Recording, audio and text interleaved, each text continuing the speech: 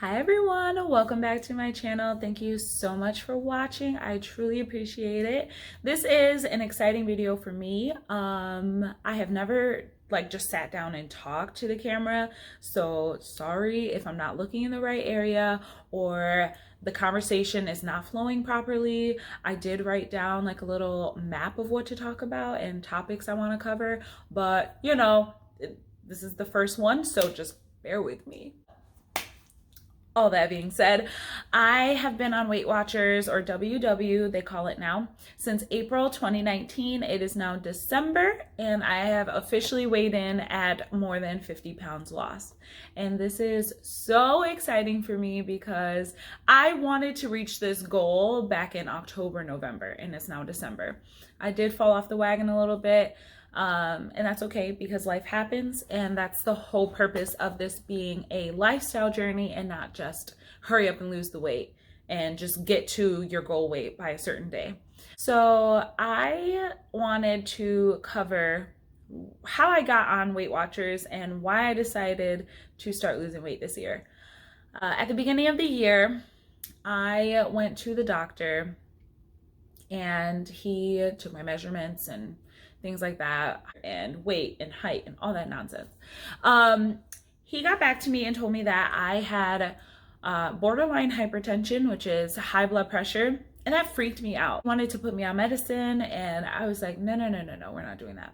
So I left him. I never went back. So I joined eventually on Weight Watchers in April, and I started pretty much right away. I just started logging all of my food, whether it was good or bad. It was right after Easter. There was so much chocolate and cookies and just a lot of junk that was still in the house, but I would still track it. So I was tracking everything, and I would start to see, am I losing or am I gaining? And I would basically go from there. A lot of questions that I get about my weight loss is like, what's the best way to start? How do you start? And it's kind of a loaded question because it's like, well, you just start. I wish there was more to it, but you just start. No one can push you to do it. You have to want it yourself. You have to want it more than anything. And that's where I was at in my life. I was not happy with what I saw in the mirror. I wasn't happy with the way my body felt. I wasn't happy with the things I was hearing from my doctors. I just felt I was too young to be having certain health issues like I was. And I just needed to change it. I had to change it. And more than anything, I just wanted to be happy in my own skin again. I figured out what was going to work best for me, and I took it and I ran. So just definitely having the drive and the desire to want to lose weight or to make healthier eating habits or healthier fitness routines, just having that desire to do that. I'm not going to go into too much detail with Weight Watchers. If you do want me to go into detail, I'm more than happy to in a different video. So my goal weight is currently at 155. I don't know if that's too low for me. I might want to change it to something a little more high. I've been a bigger girl my whole life. If you don't know me personally, or you've met me in my adulthood, but I've always been a little bit chunkier, so that's just the frame that I'm used to.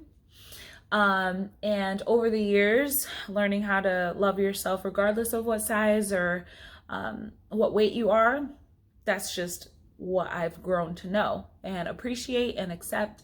So I'm still kind of in that mind frame where I'm like, yeah, I want to be a little more curvier. I want to have some meat on my bones. So I don't know. That was just the goal weight that I made back in April. And as I'm losing weight, I'm kind of like, whoa, I don't know if I want to lose that much weight, because I started out at 257 pounds. So I'm currently at 204.8 on their scale. A lot of things that were really important for me, and how I think I became so successful on this program, meal planning or meal prepping. The first few months I was meal prepping all the time, and also meal planning. So the difference is your meal planning, or at least this is how I take it. Meal planning, you're simply planning what you're going to be eating throughout the week. And then meal prepping, you're actually preparing the food and cooking it in advance and eating it throughout the week. So every week I do my best. Almost every week I am planning out what I'm eating for the week ahead. If I do want to meal prep, sometimes I will still meal prep just to get back on track. Because sometimes your girl falls off the wagon. Getting into meal planning and prepping, I was so lost. I had no idea where to start. I had no clue. Before I joined the program, I was on YouTube. I found a few YouTubers that were pretty big. They have a huge following on YouTube and on Instagram, and they were on Weight Watchers, and I just loved the foods that they were eating. I would watch a lot of what I eat in a day videos, or just like meal planning or meal prepping videos. And I was like, man, they're eating really good food. Like one person was eating like chicken enchiladas with like cheese and sauce and corn and tortillas. And I was like, oh my God, and you're still losing weight. She lost over 150 pounds. So I was like, you can do it. Like, it's possible. I watch people's videos, get their recipe ideas, get their snack ideas. I was on Pinterest a lot. That's basically what I would do as far as meal planning, meal prepping. And after a while, you just stick to the same snacks, the same breakfast, the same lunch, the same dinner. I will say I do get sick of it after some time, so I do have to keep scouring the internet and say, okay, what can I change up now? What can I do? My fitness routine. So I did not start with a fitness routine. I had no idea what to do. I've worked out at the gym before, but I didn't go into the weight loss journey with a set plan. So the first few weeks, I would say 6 to 8 weeks, I was just doing cardio. That's it. I would go on the treadmill and the elliptical for 30 to 45 minutes each, and that was it. I'd take my happy butt home because I was just happy I got myself to the gym, because that is very hard to do. Just the equipment alone, I don't know what the hell I'm doing. I don't know how to use these certain machines. I don't know if I'm doing it right. Do I look stupid? Do I look crazy? Am I burning enough calories? Am I at the right heart rate? It's all very overwhelming. That's why I was like, hey, I know how to start the treadmill and get it moving. So that's what I would do. I know how to hop on the elliptical and just move my feet and shuffle along. So that's all I did. And then after a while, I noticed that started to get too easy, and I wasn't losing as much weight per week as I was when I first started. So I had to bring it back and say, hey, what are you doing wrong? How can you start seeing a weight loss? So I had to incorporate weight training, which I found out definitely burns a lot more fat than you think.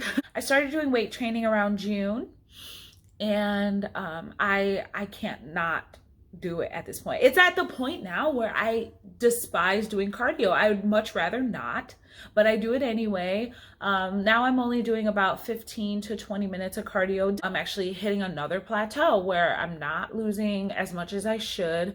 I've also not been eating well. So it's just really important that no matter what platform you use when you're losing weight, it could be Weight Watchers, it could be Noom, it could be MyFitnessPal. You don't have to use any of those. You could just be doing it on your own. Just keep track of, are you losing or are you gaining? And just be mindful of what were you doing or what were you not doing to make you gain or make you just stay and maintain whatever weight you were previously when you last weighed in. I know some people can get really psychotic over the scale. Some people love the scale a little too much. Some people hate the scale. I personally like my scale, and I get on the scale every day because my scale will show me my body fat percentage, my muscle mass, my water weight, and it also shows my BMI, as well as how many calories it takes to maintain the weight that I'm at. If it's all too overwhelming to just completely do cold turkey, just ease your way into it. Start with, hey, I'm just gonna prep lunch.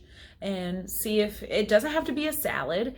Find some of the things that I love to eat for lunch is like a chicken teriyaki bowl or a chicken fajita bowl. I mean, if you love salad, then by all means have salad. Me personally, I gotta be craving that, so I stick away. I don't do salad like that, but just find what works for you. Start with 1 or 2 meals a day and go from there. It's going to be trial and error. That's the main thing. You're never going to have it all figured out. There's always going to be things that you have to change and adapt to, because your body just starts getting used to certain things. Your body is going to start getting used to you moving a lot, and you're going to have to start pushing yourself harder. That's another thing that you really have to do. And it sucks. Let me tell you, it sucks so bad. Just making your body do more than what it's used to, and you actually see the reward of that. It is so badass. You feel so badass, like, hell yeah, I did that. But again, it just goes back to that drive and that desire. Why are you losing weight? Figure out why. Always keep that in the forefront of your mind. Always remember, I'm doing it because of this. I'm doing it because of that. Some of my goals. I hated the fact that I had high blood pressure. I did not want to take medicine for that at all. Just being confronted with the amount of weight, just the pounds on the scale, I was not happy with. I wasn't happy with the size of clothing I was wearing. I wasn't happy with not having any freaking breath in my body to just keep my fat ass moving. There was just so many things where I was like, I'm so sick of this. I'm sick of living like this. I have to fix it. Being able to eat the things that I love in moderation, that was the biggest thing for me. Learning how to be moderate with the things that I love. I love eating chocolate chip cookies. I love eating oatmeal raisin cookies. I love drinking soda and just eating candy and having fried foods. I love anything that's bad for you. I'm obsessed with it. I love it. And when you've been alive for 27 years and that's pretty much all you've known, it is extremely hard to get out of that mindset and to get out of those habits. Trust me, I know. I know. I'm the first person to tell you it is so hard. Thank you so much for watching, and hopefully this has inspired you to get started on your own journey or to keep going on your own journey. And I'm excited to just keep documenting this and bringing y'all along with this whole freaking process. It is a process. And yeah. Okay, I'm gonna stop rambling. Thanks for watching. I will see you in the next one. Bye.